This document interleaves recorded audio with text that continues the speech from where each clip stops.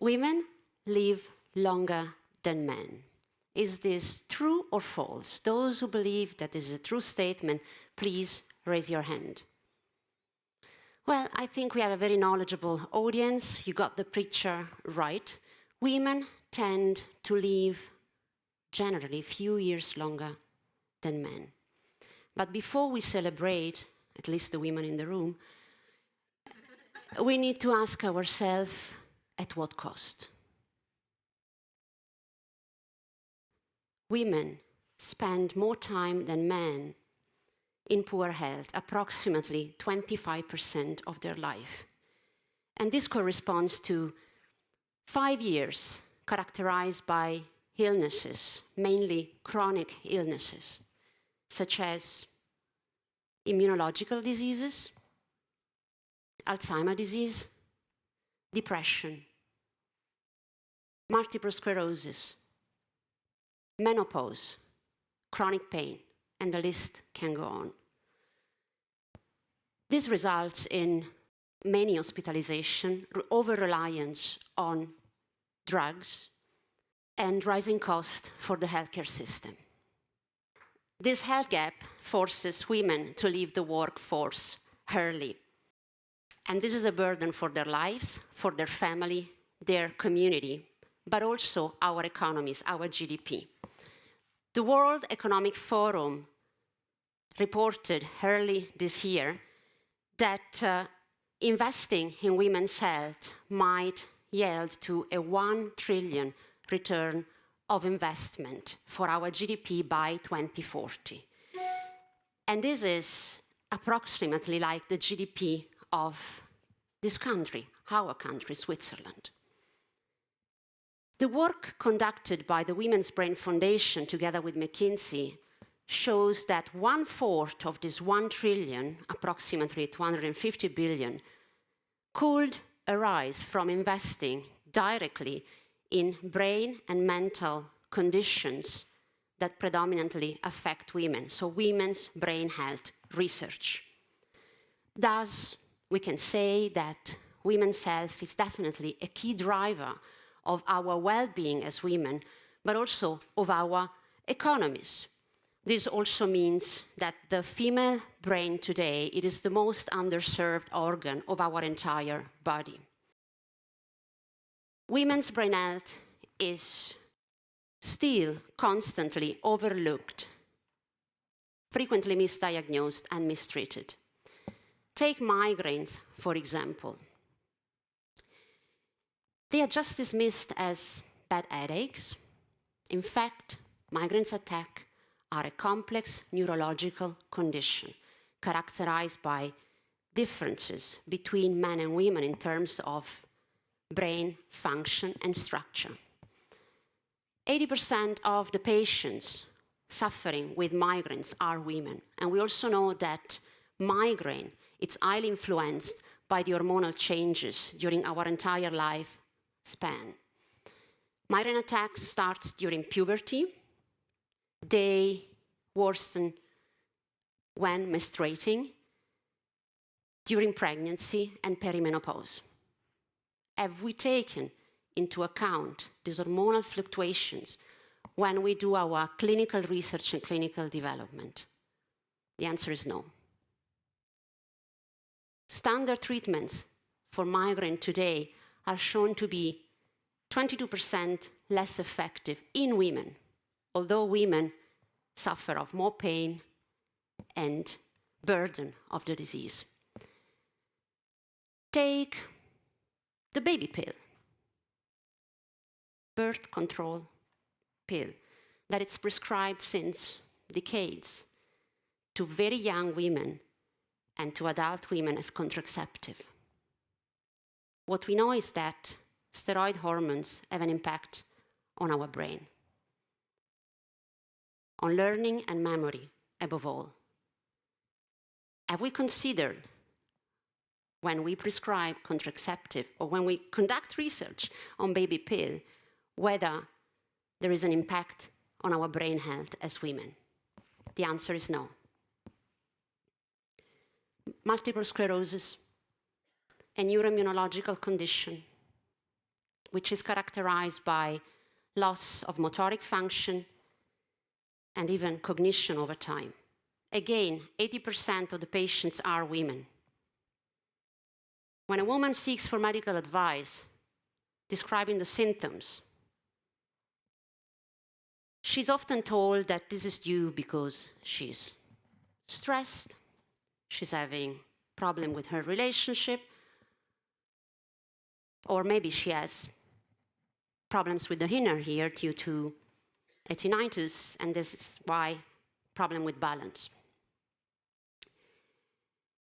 Now, it's only a few years later that a doctor will prescribe an MRI to display plaques in the brain, arrive to a diagnosis, and prescribe the right treatment to that person, that woman. How long do women have to wait to get the right treatment? Anxiety, another condition where gender stereotypes plays a pilot role in mistreatment.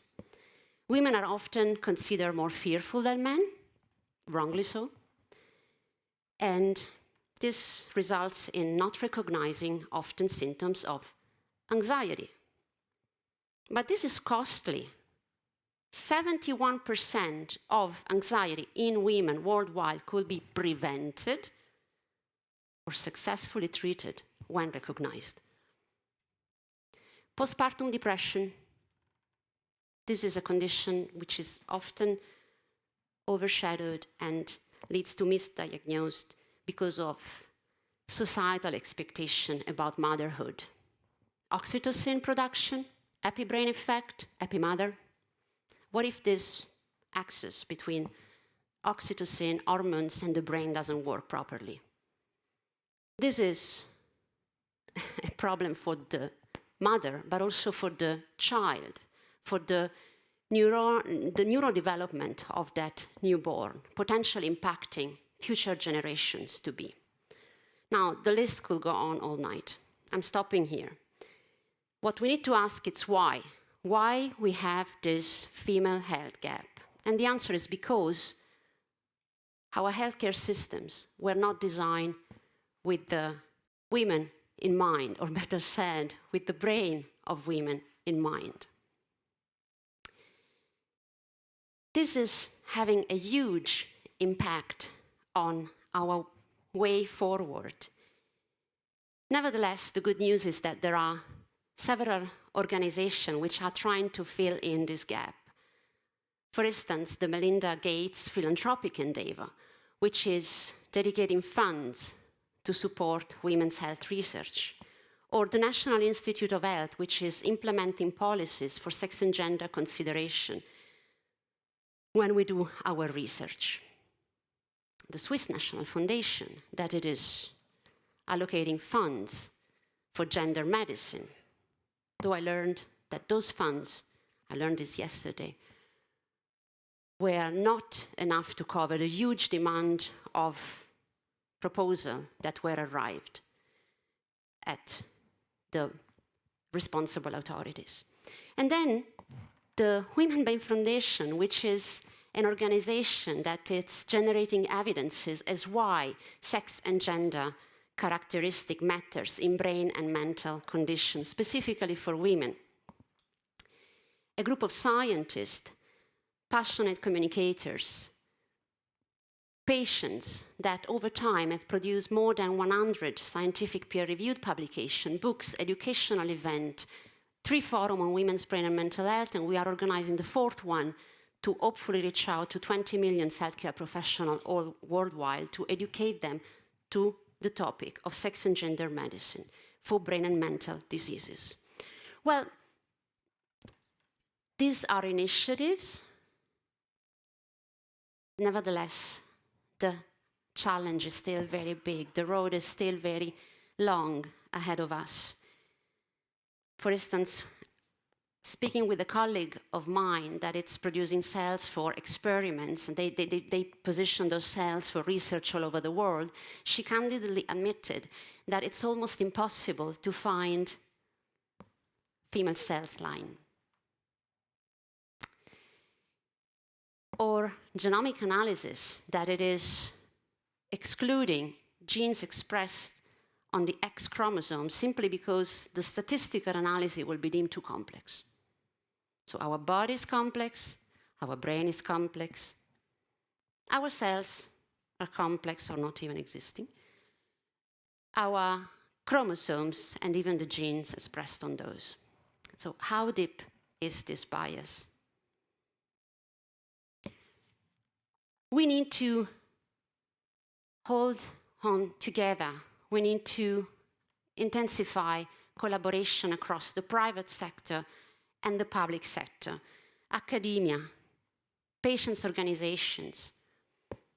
We need to come together to generate a stronger impact, and we need to hold ourselves accountable.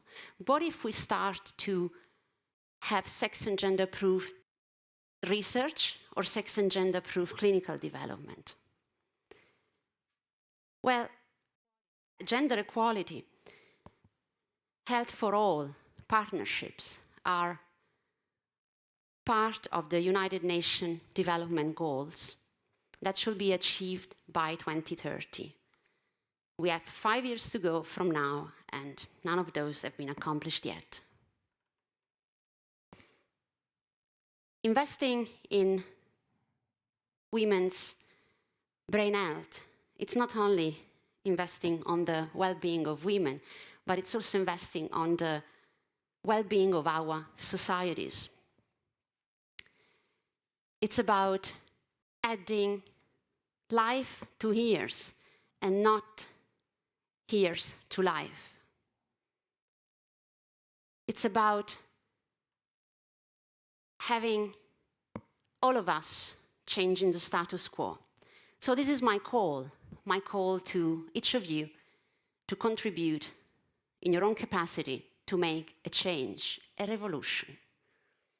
It's a call to policymakers and healthcare professionals to let women conduct their own sex and gender research, position the learnings for policy and legislations for themselves. It's my call to educators to include women's health in the curricula. It is my call to media professionals to spot health biases and educate all of us about those, but also highlight innovations and breakthrough for women's health. Finally, this is my call to investors.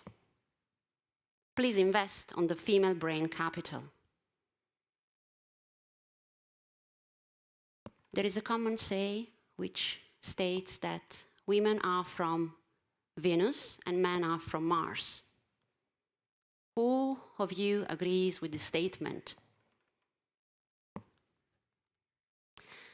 Well, I personally believe that it's actually partially true.